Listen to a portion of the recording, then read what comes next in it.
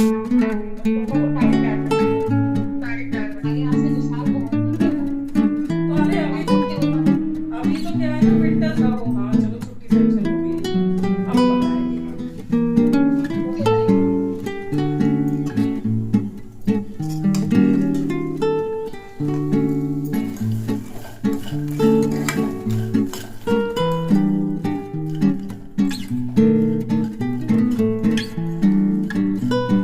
Hey everyone, welcome back to my new video. कैसे हैं आप सभी लोग? आई होप सब अपनी अपनी लाइफ में एकदम स्वस्थ होंगे, मस्त होंगे और कुछ अच्छा कर रहे होंगे। मैं भी एकदम बढ़िया हूँ। तो गाइस, स्वागत है आज आपका नए वीडियो में। मैं एक्चुअली कभी कभी ऐसा होता है ना कि पूरा दिन किचन में ही जाता है, और ऐसा तो रोज़ ही होता है कि भाई आंख भी सुबह किचन में ही खुलती है और रात में सोने से पहले भी हम किचन में ही होते हैं। लेकिन कभी कभी सारा दिन ही किचन में जाता है।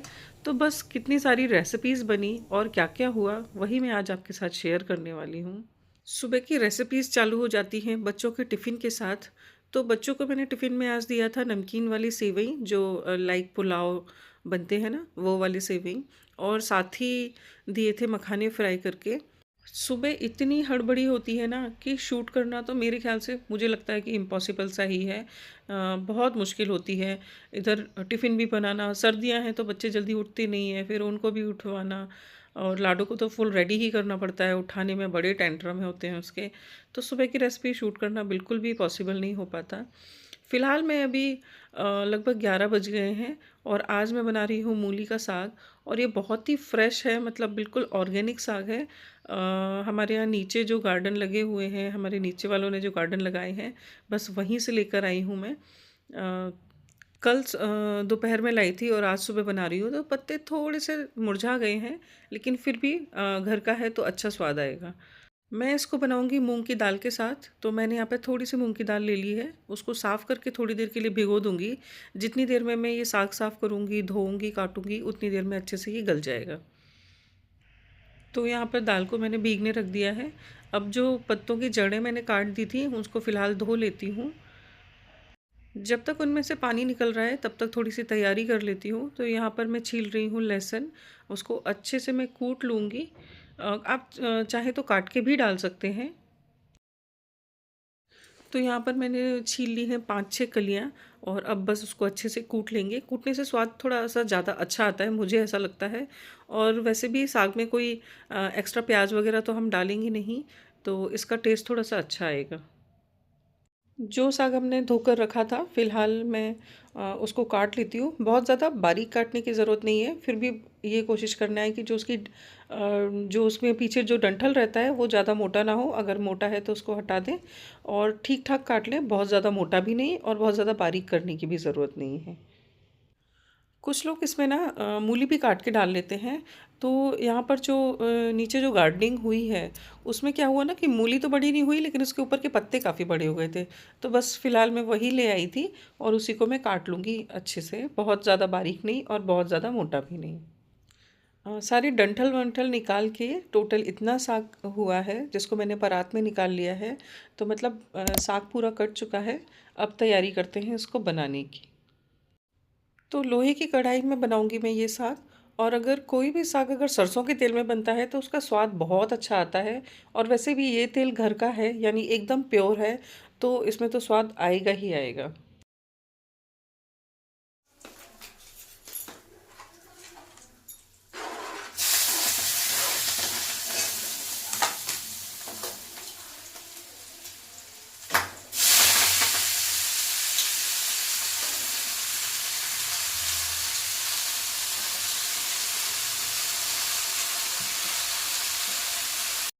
तेल के गरम होते ही डाल दी है हींग और थोड़ा सा जीरा, और 2-3 हरी मिर्च काट के डाली हैं।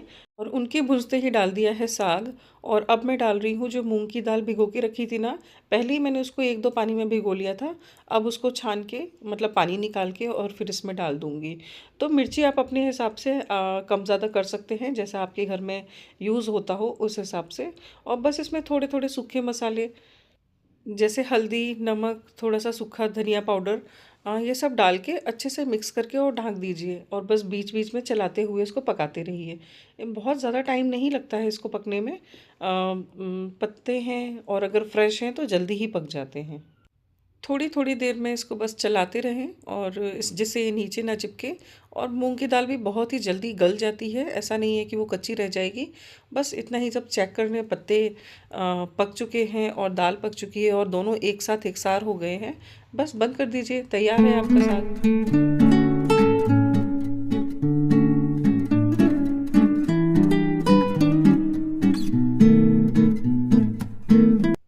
साग अगर बच्चे पसंद नहीं करेंगे तो फिर खाएंगे क्या, ये भी एक दिमाग में चलता रहता है।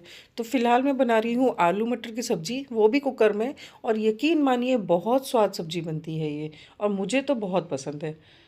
तो चाय पीते पीते ही मैंने छील ली थी मटर, क्योंकि सबसे ज़्यादा टाइम लगता है मटर छीलने में ही। और उसके बाद मटर तो छिल गई थी, साथ ही जब तक तेल गर्म हो रहा है तब तक मैंने प्याज काट लिया है।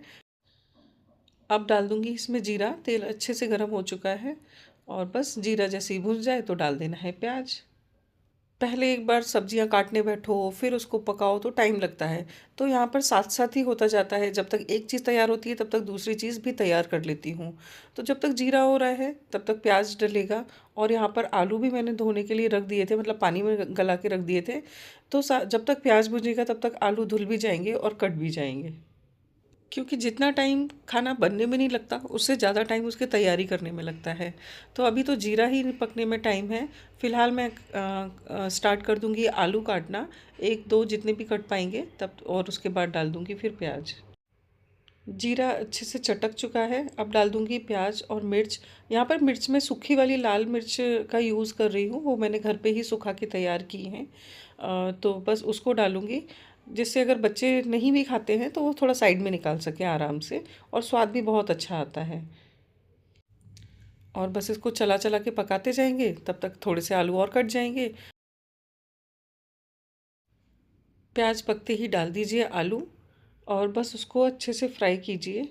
थोड़ी सी देर अगर उसको चला लेते हैं तो थोड़ा फ्राई जैसा उसका टेक्सचर और टेस्ट आ जाता है। और थोड़ा सा अच्छा चलाने से ना, मतलब प्याज भी ऐसा नहीं है कि नीचे ही है तो जल जाएगी, दोनों चीज़ें अच्छे से मिक्स हो जाएंगी। और बस थोड़ी देर में डाल दीजिए आप मटर। मटर को भी चाहे तो थोड़ी देर आप फ्राई कर सकते हैं। तो बस सब चीज़ों को कर लेंगे मिक्स, जिससे मसालों का थोड़ा सा आइडिया मिल जाता है कि किस हिसाब से मसाले डालने हैं।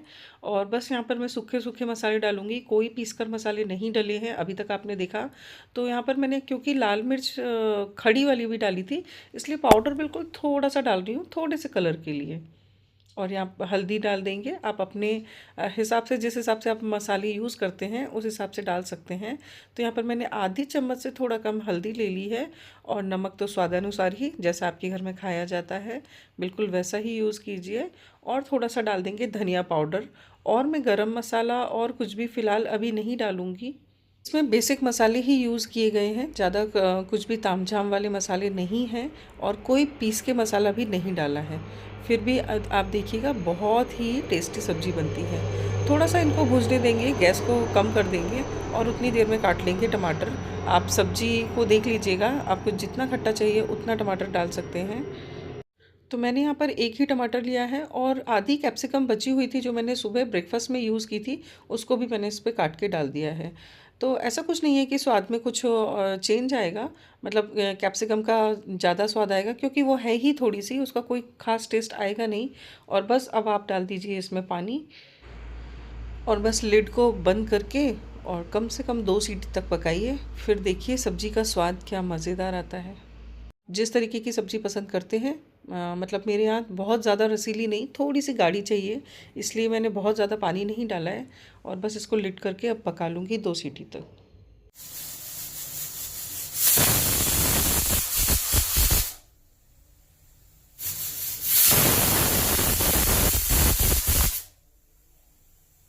तो बस सब्जी बनते बनते मैं हो गई थी रेडी, और गैस बंद करके मैं चली गई थी लेक्चर में, क्योंकि आज कैंसर डे था तो उसके लिए कुछ लेक्चर रखा गया था जिसमें सभी फैमिलीज़ को जाना था। तो फिर हम लोग यहाँ पर चले गए थे और लौट कर आई हूँ। तब तक सब्जी की सीटी निकल चुकी है और सब्जी मस्त पक गई है।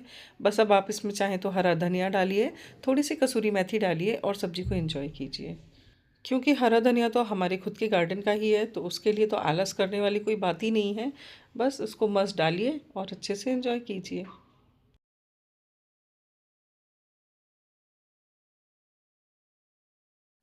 काफ़ी दिनों से ना पम्पकिन सीड्स ला के रखे थे, और उसको ना कोई भी ऐसे ही यूज़ ही नहीं कर रहा था, कोई नहीं खा रहा था। तो मैंने सोचा कि थोड़ा सा ना उसको फ्राई कर देती हूँ घी के साथ, तो उसमें थोड़ा टेस्ट आ जाएगा, शायद सब लोग खाएंगे।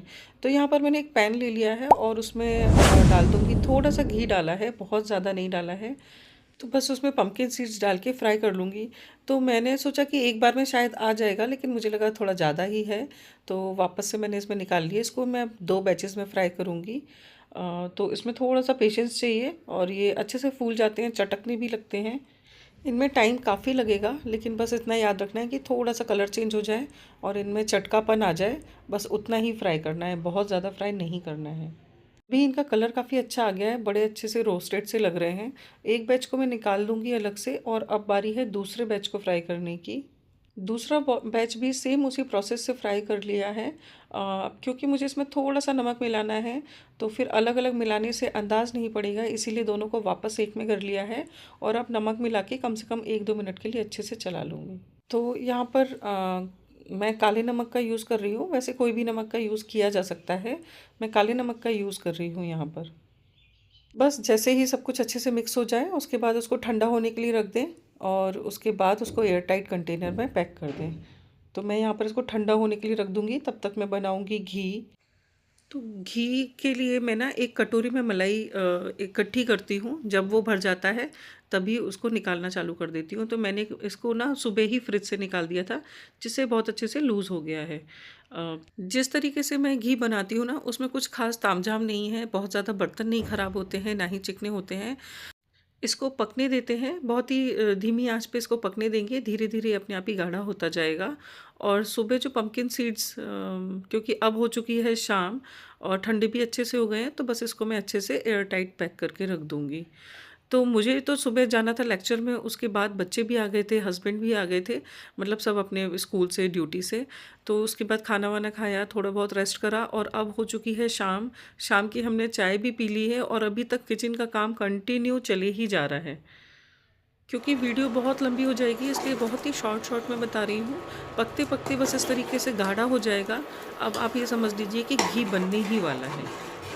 तो आज रात की रोटियों में फ्रेश घी यूज़ होने वाला है। बस देखिए, साइड से आपको घी दिखाई दे रहा होगा। अब ज़्यादा टाइम नहीं लगेगा, बस ये स्टेज ऐसी है जहाँ पर आपको कंटिन्यू चलाना पड़ेगा, नहीं तो नीचे पे जो ये खोआ हो रहा है ना, ये नीचे चिपकने लगेगा और इसका कलर थोड़ा सा डार्क हो जाएगा। हाँ, अगर आप खोआ ये वाला यूज़ करना चाहते हैं तो फिर इसको ज़्यादा ब्राउन नहीं कीजिए। अगर आप यूज़ नहीं करना चाहते हैं तो इसको ब्राउन होने तक पकाइए। तो क्योंकि मैं इस खोए की एक मिठाई भी बनाती हूँ, जो मैं आपके साथ बाद में शेयर भी करूँगी, तो मैंने यहाँ पर ना थोड़ा-सा घी डायरेक्ट डब्बे में छानने की कोशिश करी, लेकिन वो ना थोड़ा साइड-साइड से गिर रहा था, तो मैंने वापस उसका खोआ कढ़ाई में डाल दिया है। अब मैं इसको एक बड़े कटोरे में पहले छानूँगी, बाद में उसको ट्रांसफ़र करूँगी। तो आप देखते रहिएगा, घी इतना अच्छी क्वांटिटी में निकलता है और एकदम दानेदार घी निकलता है। इसको थोड़ा-सा फ़ास्ट फ़ॉरवर्ड करके दिखा रही हूँ, क्योंकि ये इतना स्लो काम है ना, लगता है एक बूँद भी वेस्ट ना हो जाए, और गिर गया तो फिर सब चिकना-चिकना, इसलिए बहुत ही स्लो ये बहुत अच्छे से निकालना पड़ता है। तो बस देखिए यहाँ पर कितना अच्छी क्वांटिटी में घी निकल रहा है, एकदम दानेदार। गाइज़, अगर आपको मेरे वीडियोज़ ज़रा भी पसंद आ रहे हैं, तो प्लीज़ उसको लाइक कर दिया कीजिए, और अगर आप कमेंट करते हैं तो मुझे थोड़ा आइडिया मिलता है कि किस तरीके के वीडियोज़ आपको काफ़ी पसंद आ रहे हैं। और सब्सक्राइब नहीं किया है तो सब्सक्राइब तो ज़रूर ही कर लें। तो देखिए, कढ़ाई एकदम खाली हो चुकी है, और इतना खोआ और इतना घी निकल के रेडी हो चुका है, और थोड़ा-सा घी वो जो पहले जिस डब्बे में मैं निकालने वाली थी उसमें भी है। बस इसको छान-छान के बहुत अच्छे से निकाल लिया है।